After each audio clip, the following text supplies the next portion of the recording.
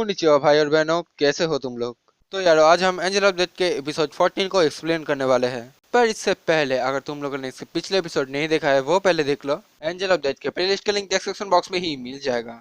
और जिन्होंने देख लिया है, एंजॉय।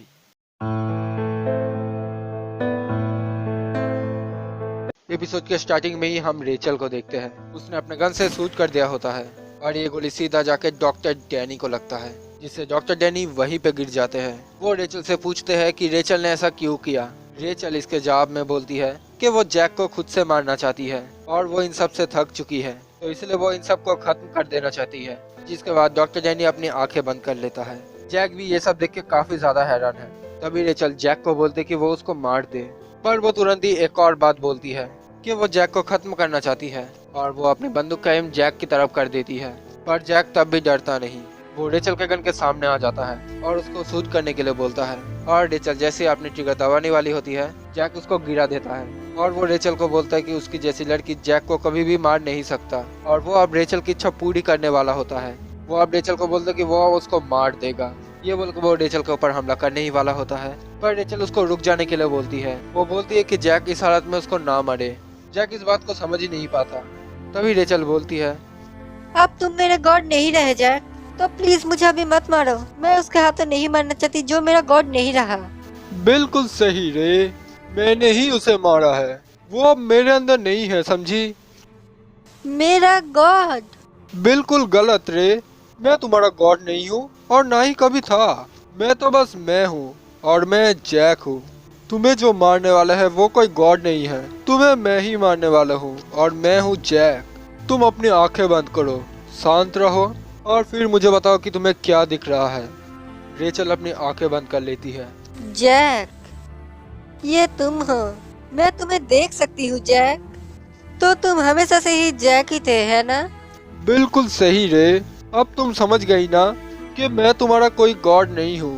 मैं हमेशा से ही जैक था। मैं अब समझ गई जैक। रेचल अब जैक की बातों को पूरी तरीके से समझ चुकी है। उसे अब अपनी गलती का एहसास होता है और वो रोने लगती है। थोड़ी देर बाद जैक रे को चुप हो जाने के लिए बोलती है, क्योंकि वो अभी भी रो रही थी। जिसके बाद रेचल शांत हो जाती है। जिसके बाद जैक रेचल से इस फ्लोर से बाहर निकलने का रास्ता पूछता है, क्योंकि जैक को तब लग रहा था कि इस फ्लोर से बाहर निकलते ही वो लोग इस बिल्डिंग से भी बाहर निकल जाएंगे। पर रे बोलते कि शायद उन लोगों को इस फ्लोर पर एग्जिट नहीं मिलेगा, क्योंकि शायद इस फ्लोर से बाहर जाने का कोई रास्ता ही नहीं है, और अगर है भी तो उसको नहीं पता। ये सुनकर जैक रेचल को बोलता है कि ये फ्लोर उसी का है। तो रे इन सब बातों के बारे में क्यों नहीं जानती। रे बोलती कि वो ज्यादा घुमा फिरा नहीं करती थी, पर बहुत बार डॉक्टर डैनी उससे मिलने आते थे और इसीलिए उसे ये अंदाजा है कि शायद एग्जिट पॉइंट इसके नीचे के फ्लोर यानी कि ग्रे के फ्लोर पर होगा। रेचल ये भी बोलती कि ग्रे के फ्लोर पर जाने के लिए उन लोगों को लिफ्ट का इस्तेमाल करना होगा और उसे पता है कि वो लिफ्ट इस बिल्डिंग के किस लोकेशन पर है। जिसके बाद रेचल और जैक उधर जाने लगते हैं। अब रेचल जैक को लेकर एक दूसरी जगह पर आ जाती है। उस जगह पर दीवार पर मिस लिखा होता है। अब रेचल जैक को बोलती है कि इस फ्लोर पर ना ही कोई ऊपर जाने के लिए एलिवेटर है और ना ही कोई सीढ़ी। ये सुन के जैक रेचल को बोलता है कि तो इस फ्लोर पर कभी भी कोई नीचे नहीं आया क्या। रेचल अब जैक को बोलती कि डॉक्टर डैनी इधर नीचे से आते थे और वो कहीं पर चले जाते थे। वो ये भी बोलते कि उसे इस बात का शक है कि डॉक्टर डैनी एग्जिट पॉइंट को बहुत अच्छे से जानते हैं, या तक कि वो एग्जिट पॉइंट को ही नहीं बल्कि इस पूरे बिल्डिंग को अच्छे से जानते हैं। जिसके बाद ये दोनों एलिवेटर के पास पहुंचते हैं। ये एलिवेटर नीचे यानी कि ग्रे के फ्लोर में जाने वाला था, पर वो एलिवेटर चालू ही नहीं होता। रेचल ये देख के जैक को बोलती है कि उन लोगों को इस एलिवेटर को चालू करने के लिए इधर पावर सप्लाई ऑन करना पड़ेगा। वो ये भी बोलती है कि वो अकेले ही पावर सप्लाई को ऑन करने जाएगी, क्योंकि वो इस फ्लोर पर कुछ चीज़ों को गुड बाय बोलना चाहती है। इसलिए जैक भी मना नहीं करता। जिसके बाद रेचल उसी खुफिया रास्ते से जाने लगती है। वो जाते जाते उस डॉग को भी देखती है जिसको जैक ने मार दिया था। वो उस डॉग को भी गुड बाय बोलती है और वो उस रास्ते के एंड पर जो कमरा है उस कमरे के अंदर जाती है। पर वो देखती है कि उधर प्रिस्ट यानी कि ग्रे खड़ा हुआ है। ये देख के वो अपने बैग के अंदर हाथ डाल के अपने गन को ढूंढने लगती है। पर उसे याद आता है कि जैक ने जब उसे गिरा था तभी वो गन उसी रूम पर वो छोड़ के आई है।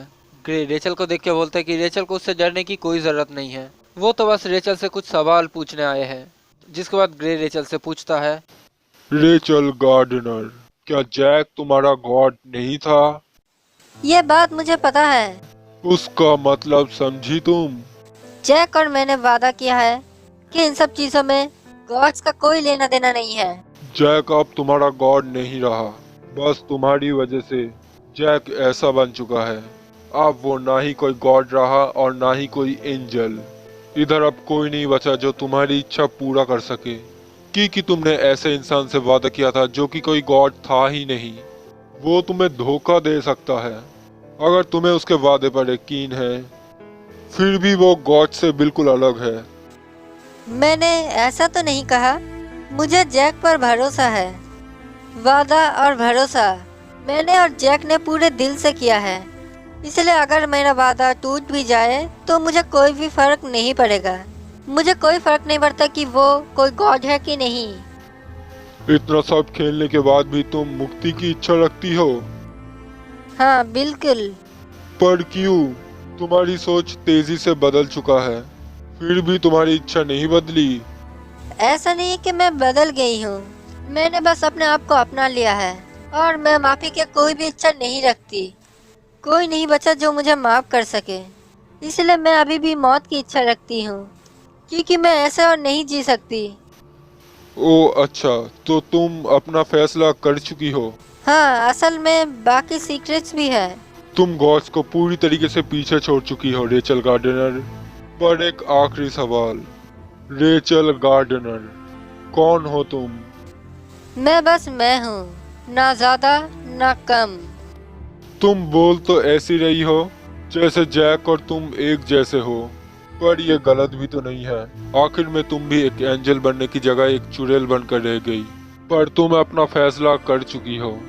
क्या हो गया? अब मैं पावर सप्लाई ऑन कर सकती हूँ? बेशक तुम ये कर सकती हो। तुम बीच में तो नहीं आओगे ना? मैं बस तुमसे कुछ सवालों का जवाब चाहता था, इसीलिए मैं इधर आया था। तुम्हें जो भी करना है वो तुम कर सकती हो, मैं तुम्हें बिल्कुल भी नहीं रोकूंगा। रेचल अब पावर सप्लाई ऑन कर देती है, जिसके बाद वो ग्रे से यहाँ से एग्जिट पॉइंट के बारे में पूछती है, पर ग्रे ये बताने से मना कर देता है। तब रेचल बोलती है कि उसने उसका इतने सारे सवालों का जवाब दिया और क्या फादर उसके सवाल का जवाब नहीं दे सकती। ये सुन के फादर बोलते हैं कि उसके फ्लोर में जाकर कैथेड्रल में दाग लगा शीशे को खोजने की कोशिश करे। अब रेचल उधर जाते जाते उस कमरे के सभी चीजों को गुड बाय करती है और फिर वो जैक के पास लौट आती है। और अब वो दोनों उधर आते हैं जिधर रेचल ने अपने पेरेंट्स के बॉडीज को सील के रखा हुआ था। पर इधर आते ही वो लोग देखते हैं कि डॉक्टर डैनी का बॉडी इधर से गायब है और रेचल का गन भी उसने डिसमेंटल कर दिया है। जैक ये देख के रेचल को बोलता है कि अब रेचल इस गन को इस्तेमाल नहीं कर सकती। इधर भी रेचल अपने पेरेंट्स को गुड बाय बोलती है और फिर जैक और रेचल उस लिफ्ट की ओर जाने लगते हैं। अब वो दोनों थोड़ा सावधानी से आगे बढ़ने लगते हैं, क्योंकि उन दोनों को अब अंदाजा हो चुका है कि डॉक्टर डैनी अभी भी जिंदा है। लिफ्ट के पास आते ही रेचल समझ जाती है कि उस लिफ्ट को इस्तेमाल किया गया है, इसलिए जैक सावधान हो जाता है और उस लिफ्ट का दरवाजा खोलते ही वो लोग उस लिफ्ट के अंदर खून पड़ा हुआ देखते हैं, जिसको देख के वो लोग समझ जाते हैं कि डॉक्टर डैनी ने इस लिफ्ट को इस्तेमाल किया था। अब वो दोनों इस लिफ्ट से ग्रे के फ्लोर में जाने लगते हैं। लिफ्ट में जैक रेचल से पूछता है कि वो अपने साथ अपनी कुछ चीजें ले क्यों नहीं आई। रेचल बोलती कि उस कमरे में जो कुछ भी था कुछ भी उसका नहीं था, बल्कि उसे सब दिया गया था। बस उस कमरे में एक म्यूजिक बॉक्स था जो कि उसका था और वो उसे तब मिला था जब वो बहुत छोटी थी। वो ये भी बोलते कि उसे वो म्यूजिक बॉक्स बहुत पसंद है। ये सुन के जैक बोलता है तो फिर उसने उस बॉक्स को अपने साथ ले क्यों नहीं आई। रेचल बोलती कि उसकी कोई ज़रूरत नहीं है, क्योंकि उसका म्यूजिक रेचल को याद है। जिसके बाद ये लोग ग्रे के फ्लोर में आ जाते हैं। जैक रेचल से पूछता है कि एग्जिट कहाँ पर है। रेचल जैक को बोलती है कि प्रिस्ट ने कहा था कि उन लोगों को एग्जिट इसी फ्लोर में मिलेगा। ये सुनकर जैक थोड़ा हैरान हो जाता है, क्योंकि उसे इस बात पर यकीन नहीं हो रहा था कि प्रिस्ट ने रेचल को एग्जिट के बारे में बताया। रेचल बोलती है कि पहले उसे उसका बहुत सारे सवालों का जवाब देना पड़ा और उसके बाद ही उसने एग्जिट का रास्ता बताया। अब रेचल अपने सामने उसी पियानो को देखती है और वो अंदाजा लगाती है कि शायद उन लोगों को अब इसी पियानो को हटाना पड़ेगा। तो जैक और रेचल बड़ी मुश्किल से उस पियानो को हटाने लगते हैं, क्योंकि ये पियानो बहुत ही ज्यादा भारी था। और आखिरकार बहुत मेहनत के बाद ये दोनों इस पियानो को हटा देते हैं। और अब ये दोनों देखते हैं कि पियानो के पीछे एक बहुत ही बड़ा कैथेड्रल का शीशा है, जिसको देख के ये लोग समझ जाते हैं कि उन्होंने एग्जिट पॉइंट ढूंढ लिया। फिर जैक अपने हथियार से इस शीशे को तोड़ देता है और वो दोनों देखते हैं कि ऊपर की तरफ सीढ़ियां है। वो लोग समझ जाते हैं कि इसी सीढ़ियों को पार करने के बाद उन लोगों को एग्जिट पॉइंट मिल जाएगा। जिसके बाद ये दोनों सीढ़ियां चढ़ने लगते हैं। अब थोड़ी देर चलने के बाद ये लोग समझ जाते हैं कि ये सीढ़ियां बहुत दूर तक जाने वाला है। रेचल तभी जैक को बोलती है कि अभी उसे याद आया कि जब रेचल को पहली बार इधर लाया गया था तब रेचल की आंख में पट्टी बंधी हुई थी, पर उसे ये महसूस हो रहा था कि वो किसी सीढ़ियों से नीचे आ रही है और वो बहुत समय तक इस सीढ़ियों से नीचे आ रही थी। जिसके बाद जैक अपना चाकू रेचल को दे देता है। उसने अपना चाकू इसीलिए दिया होता है ताकि अगर आगे कोई खतरा रहे तो रेचल अपने आप को बचा सके। ये सुन के रेचल मुस्कुराती है। अब रेचल का चेहरा देख के जैक बोलता है कि अब रेचल एक इंसान लग रही है। पर अचानक तभी सभी अलार्म बजने लगता है और हम ग्रे को देखते हैं। तभी माइक पर एक लड़की की आवाज आती है। वो लड़की का आवाज बोलती है कि इमरजेंसी सिस्टम शुरू हो चुका है और अब इस बिल्डिंग पर चारों तरफ धमाके होंगे। और ग्रे के एक स्माइल के साथ ये एपिसोड यहीं पे खत्म हो जाता है। तो क्या रेचल और जैक इस बिल्डिंग से बाहर निकल पाएंगे? ये जानने के लिए आप लोगों को इसका नेक्स्ट एपिसोड का एक्सप्लेनेशन देखना पड़ेगा। मैं जल्दी इसके नेक्स्ट एपिसोड का एक्सप्लेनेशन लाने का ट्राई करूंगा। तब तक के लिए आप लोग इन वीडियोस को देख सकते हो। तो मिलते हैं अपने अगले वीडियो में। अलविदा।